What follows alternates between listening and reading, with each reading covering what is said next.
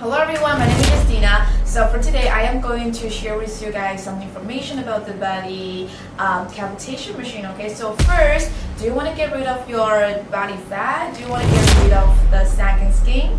With so many machine features are available, it is a little bit difficult for you to choose which one will bring you the best result. For reducing large areas of fat and also the sagging skin, 30K always can be the best choice for you.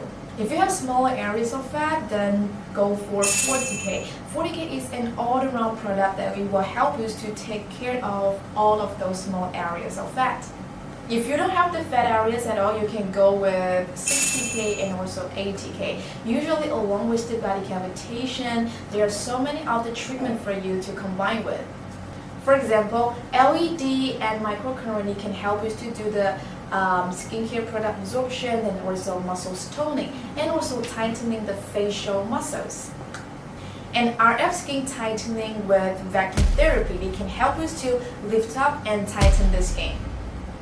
To learn about the body and the theory of the machine, it can help you to choose the best machine of yourself and bring you the best result.